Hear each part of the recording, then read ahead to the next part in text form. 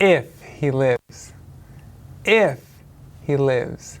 It's going to be a very long road ahead of him. But that's only if he lives. We didn't like what we saw yesterday, and we like it even less today. This is what my parents heard when they first got to the hospital at my wreck.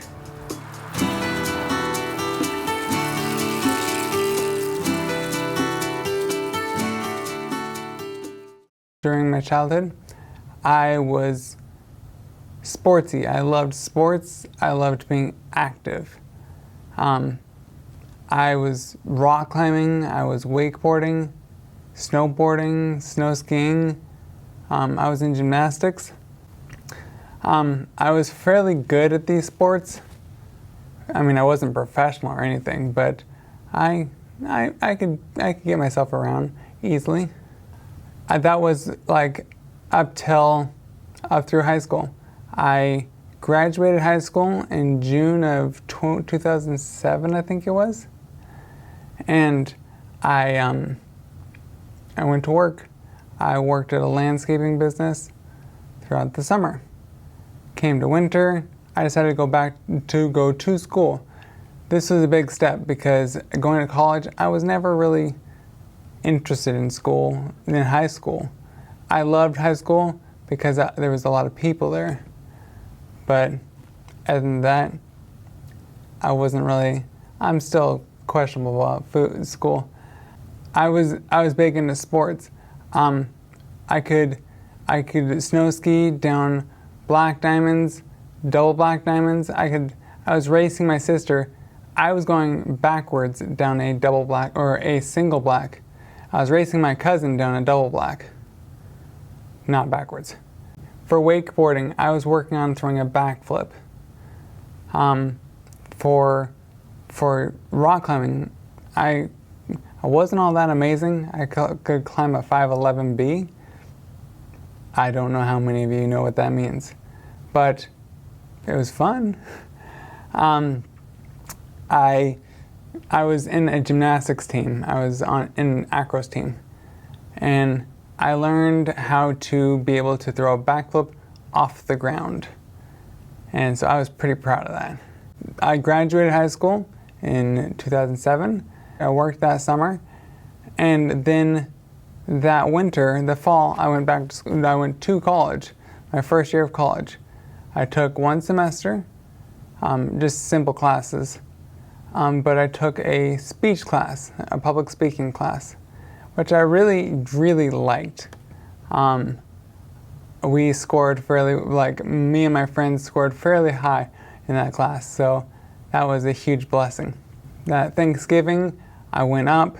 I started snow skiing for that winter. By January 25, 2008, I had already ridden 25 times that year, from Thanksgiving to January. So I was fairly active on the mountain. I got to January 25 through 27. My high school friends invited me to go down to Walla Walla University, where I was invited to go to college down there, but I didn't have the money and I didn't really want to spend any time in college. So I was going to community college at that time. My friend had invited me down to an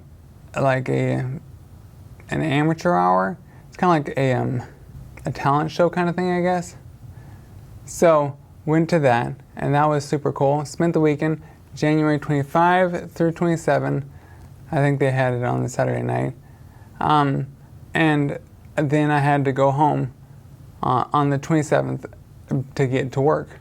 On my way home, January 27, I hit a patch of black ice. And I was going around a slight corner, and I slid into a parked flatbed semi-trailer that was parked off in an adjacent parking lot. It wasn't illegally parked or anything. I went off the road into it. I slid and I hit this trailer and was whipped across. Somehow, some way, my head hit this trailer. It pushed it in about 4 inches, about the length of a credit card, into my brain from where my skull is supposed to be. I went to the hospital. This was a huge miracle. Well, it's a huge miracle that I lived. So I got to the hospital. That took some time because there were accidents all over the place. It was very bad roads. I got to the hospital and I was rushed right into brain surgery, or rushed into surgery. A brain surgeon was there and he took care of me that day. The one thing is, that surgeon was not supposed to be there. That surgeon was on vacation. So it's a huge blessing that he was there. Somebody else had fallen on the ice, so they called him. He came in. If he had not been in there, I don't know what would happen, but I was very much so blessed with him being there. I went directly into surgery. My parents were called. Your son has been in a car accident. Ooh, it does not look good. We wanted to call and tell you we would not suggest you coming down, because that year we had an epic snowstorm. I love snow still to this day, and it's very sad that I was not able to ride anymore, but oh well. So they decided to drive down. It ended up to be 6.5 hour drive down, where during the summer, during a normal time, it's about 3.5 hours drive. That's how bad the road conditions were. So they came down, they got to the hospital, and they saw the hospital lined with people. There was a ton of people, a ton of kids, college students crowded in the auditorium, up and down the halls. I guess it wouldn't be auditorium, it's a lobby.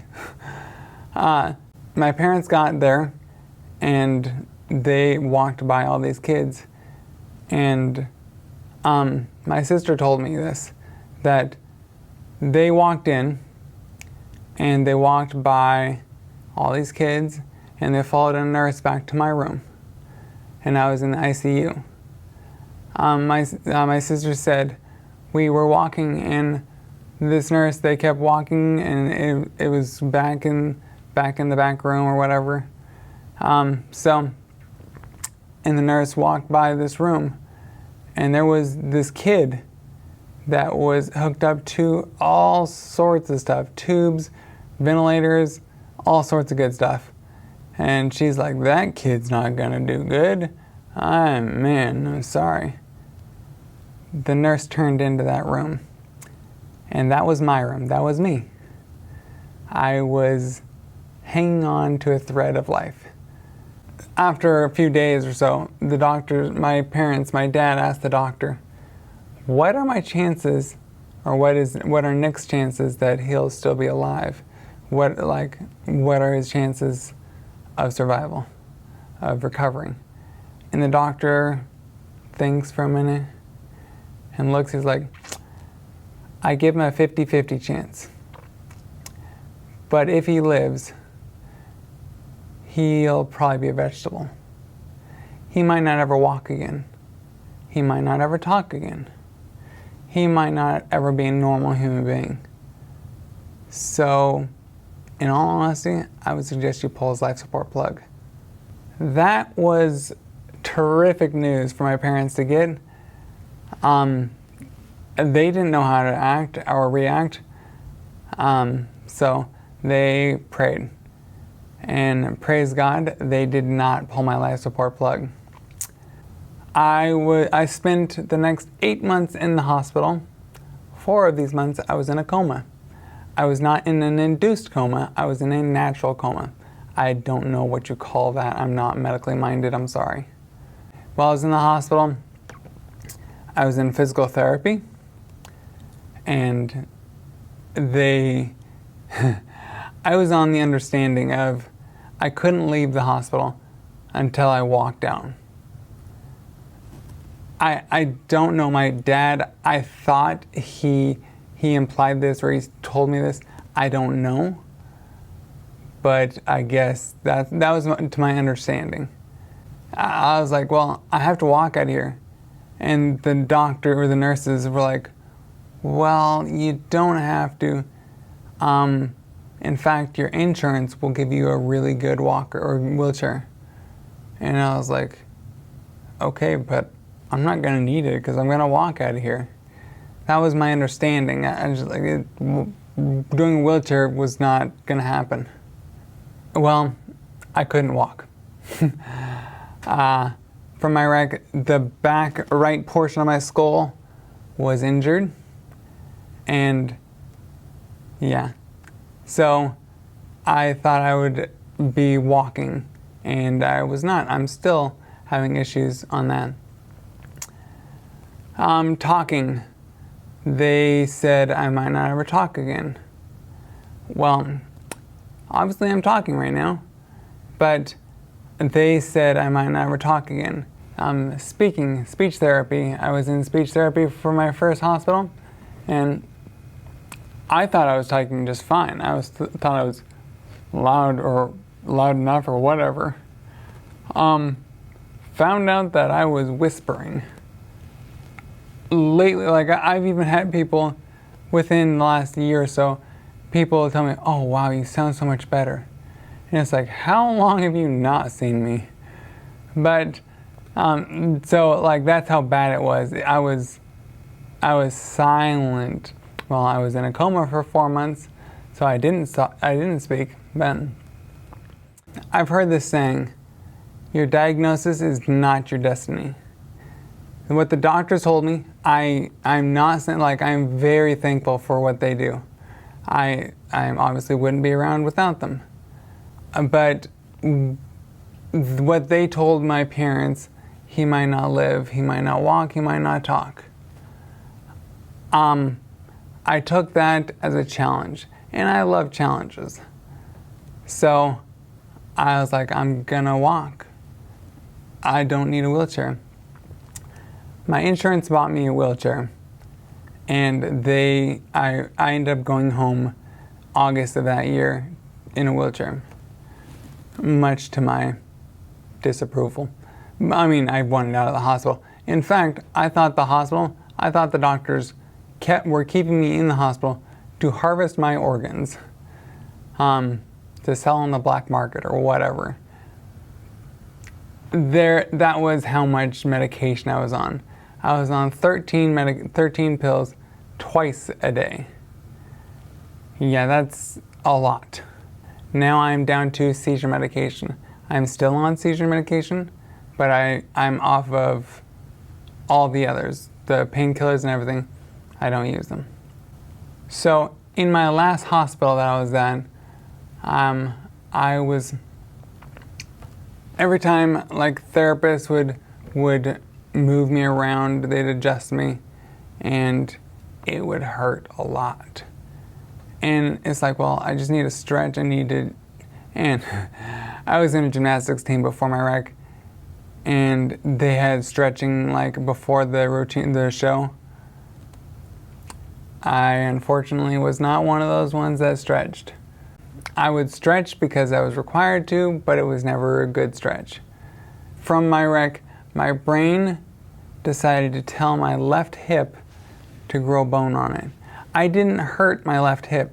I didn't break it. I only hurt, well, my skull, my brain. That's all I hurt, which is kind of a big thing.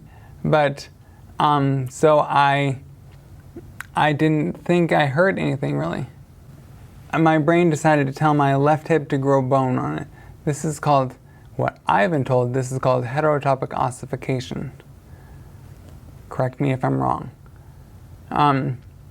This is where your brain, like, I didn't break my hip, but my brain told my hip to grow bone.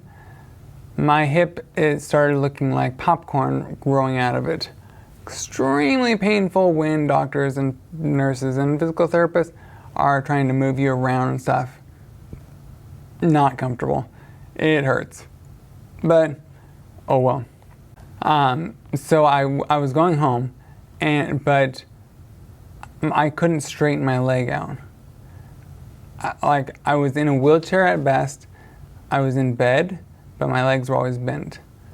So that was very unfortunate for me. So they took me to the hospital to shave off this bone on my hip, and they took care of the bone, and they still could not straighten my leg out. And they came to my parents and like, we can't straighten his leg out. We are going to need to trim his tendons just so that we have the flexibility to do that. So that's what they decided. They straightened my leg out. I was in casts, I was in braces or whatever. Also, when I was in the hospital, my arms clenched up. And so like I shrank in a sense. I have full use of my arms and legs right now. My left arm is a little bit slower, but oh well, not bad. So I was in something called, they did serial casting because my arms were like this. And so they took my arm and like stretched it out as far as they could, and they casted it there. And they left it there for 3 to 5 days. And then they cut those casts off and stretched me out even further, and they cast me again. It's kind of hard to scratch your nose when your arms are out like this. But yeah, so I got that. That's called serial casting, and I'm thankful that I had it done because now I have full use of my arms. It was just a pain in the butt during the time. While I was in the hospital, my church made a website for me, and you could log on to this website and it would tell you it would tell me where all these people were at, and how many people. By the time I got out of the hospital, by the time they shut down the website, I had 88,000 people that logged on. This is like creating a membership or whatever. 88,000 people. That's a lot of people. So I know that 88,000 people were praying for me. But then on top of that, their families, their churches. I had a lot of prayer, which that's why I'm here. That's a huge blessing. So I got home from the hospital, and I was told that I might not ever walk again. Well, I was determined to walk. I was like, I have to walk. I have to get some independency back. So that Christmas of 2008, I walked from my bedroom out to the living room. It's about 35 feet. It's not very far. It took me 45 to 50 minutes to walk that. Yeah, kind of slow. But I was determined. I was like, I'm gonna walk. I can't be stuck in a wheelchair forever. As I recovered, I decided to go back to college. They said that I might not ever be normal again. And I'm not telling you that I am normal at anything at all. But I felt like to have a life, I would need to go back to college. So I started. I started a program in there, and I got my small engine certificate. I am blessed to have that. I cannot make that my career. It was too boring. That fall, my brother challenged me to walk 365 miles within 365 days. My brother challenged me. You can't let that up. So I was like, okay, I'll do it. The first mile I walked took me almost 4 hours, 3 hours and 45 minutes or so, 3 hours and 50 minutes. to walk 1 mile. I got down with that mile and I was like, this is gonna be a long year. I walked throughout the fall down the side of the street. During the winter, I walked, because we get snow here. During the winter, I walked in the mall. I put in many miles in the mall. Although I can't say I put in as many as I should have, because I would stop and talk to people, and yeah. I ended up getting like on the front page of the newspaper 2 different times for that. So that was wild. I finished walking my 365 miles. The last 3 days I walked 5 miles a day, but I completed all of it. The last week or so of walking, I was like, what am I gonna do after this? Because that would literally take my entire day. Well, I decided I was gonna bicycle 10 miles a day. Well, if you don't know, if I didn't tell you earlier, I have no balance. I still have to walk in a cane or a walker. So that's a bummer. But in my mind, I was like, I'm gonna get it. I'm gonna be able to ride without anything. So I bought a normal 2-wheel bicycle, a really nice bicycle, and I started riding. I put on a trainer, and I rode 1,200 miles within 2.5 months, I'm sorry. So I rode, and in my mind, I was like, I'm gonna ride 3,650 miles in a year. When I rode 1,200 miles in a month and 2.5 months, I was like, this is too easy. So I stopped and I went to college. I paid attention to my school that I was in. So the Christmas of 2017, a friend of mine talked to me, and we were talking, and I was like, well, my dream goal was to be able to ride 3,650 miles, or I really kind of wanted to ride all the way across America. And he looks at me and he's like, let's do it. And I was like, are you serious? You do know what you're saying? And he's like, yeah, let's do it. Yeah. Okay. And it definitely shocked me. But the next thing I said was, I want to raise $1 million. I don't need $1 million. I don't honestly even really want $1 million. But I want to be able to raise $1 million, to be able to donate to other TBI people to go to school, to go through college. And so I have a spot. I started up a website, and on that website there's a donate button that, if you'd be so kind and generous, that would be amazing if you could go donate $1 to the fund. I never touch this money. This money goes into a special account, and it's a 501c3, so it's a tax deductible. So if you donate money, you can get a tax write-off. So my friend and I, we started planning, and I bought a bicycle, a tricycle, an adult tricycle. Yes, sir. And so I started riding, putting in the miles. And I was just training around town and stuff. Well, it gets to, was that 2022? Or no, that was 2020, I think it was.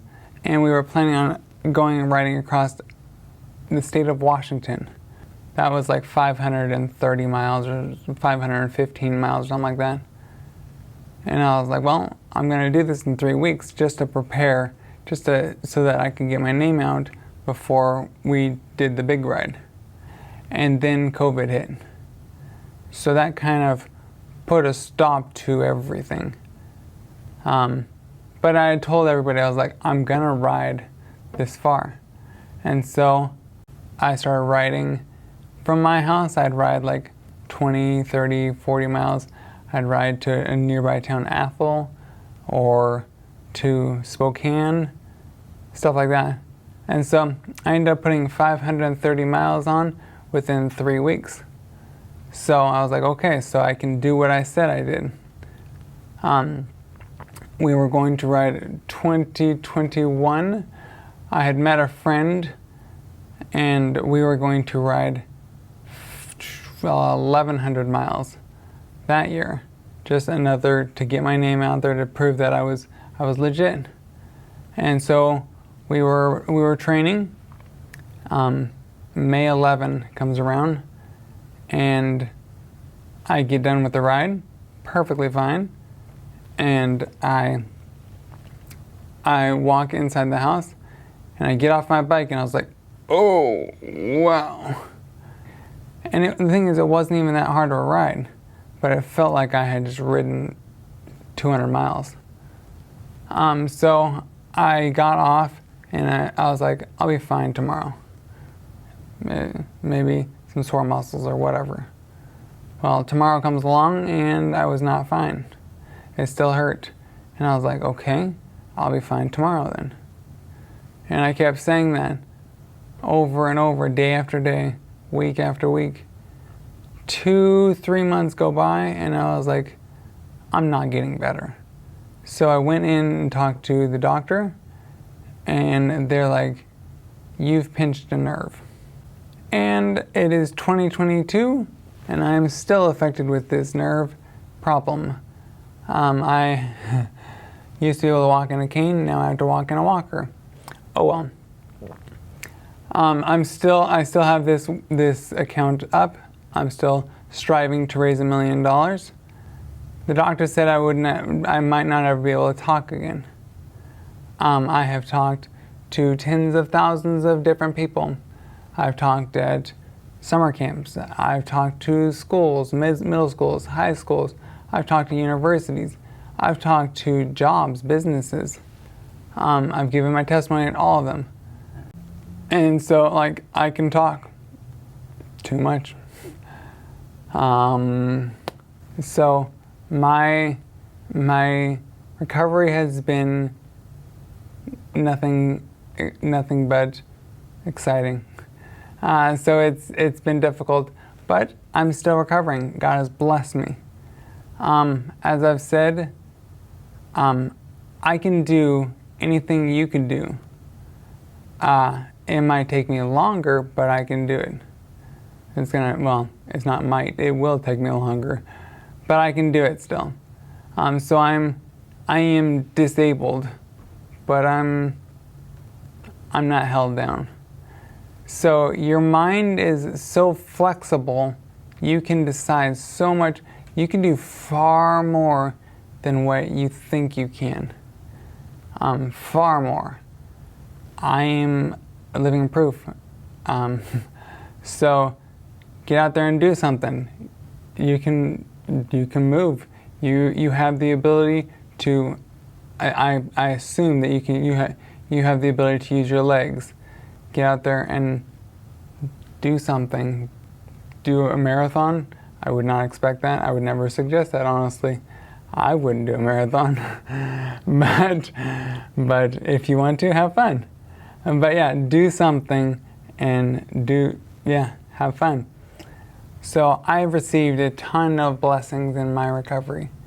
You know the story of Job in the Bible, how he was a well-to-do man. He was well off, and then God allowed him to go through this time of trouble. He lost all his animals. He lost his family, his wife. He lost everything. But in there he said, the Lord gives and the Lord takes away. Blessed be the name of the Lord. So, blessed be the name of the Lord. Like, He has given me so much. My school has been paid for up to this point. This is a huge blessing. I've had grants. I've had grants that I shouldn't have, but because I have a TBI, I fit more boxes, and so they can give me more money, which is a huge blessing. I have a loving family that supports me, and they're behind me, loving me all the way, which is another huge blessing. I have a job. 2015, I finished my day of school. It was my last day of school that semester, and my boss, the doctor, calls up and he's like, Nick, could you come help me at my business? All I need is like 2 hours a day for like 2 weeks. Nothing big. I just need some uploading to do. Just keep me caught up. I was like, okay, sure. 2 weeks is not that big of a deal. Didn't have anything else to do. So I went there, and the first day I worked, and I did pretty much nothing. I was so slow. Yeah, it was incredible. I felt very useless, but I started learning the process. And so a week goes by, 2 weeks go by, 2 years go by, 7 years go by. I'm still working there. Just maybe I'll be able to get caught up someday, but not likely, because if patients are walking in the front door, I have a job. And now that COVID hit, even when patients are not walking in the front door, I have a job. So that is a huge blessing also. And so I think I'm done for today, but I have a YouTube channel that I always post on. And well, I post often on, not regularly, but more so often. So I post on that, so you should go subscribe and follow Nick Recycled. That's where you're gonna hear the latest from me. So please subscribe, like, and share. I have a website as well that tries to keep up to date, like with bigger stuff. And if you'd like me to come speak at your town, church, business, school, whatever, I would love to do that. Hit me up in the comments below if you'd like, which I would very much so appreciate. I will reply to any comment that is given. So everybody has their own conditions. Like, everybody has their own physical. You look at someone and you're like, oh, okay, there's something special there. Like, that tends to be me. But like, you can see somebody else and be like, oh, they're cool, or they look normal. Like, when I walk into a room, it's kind of obvious because I have to walk in a cane or my walker. So it's like, oh, excuse me, please move. So you can obviously see my problems, my issues. They're physical, but like, everybody has their own issues. Some are you can't see. So be aware of those and try to reach out and help. I would love to talk to you. If you're interested in talking, please hit me up. Yeah, I have an Instagram account as well. You can come follow me there. It is Nick Recycled also. I will try to post that in the comments right here on the screen. You have to time it just right. Now cry and say thank you. So thank you very much for tuning in and watching this episode. Hope to see you next time. Peace out. Clip. Man.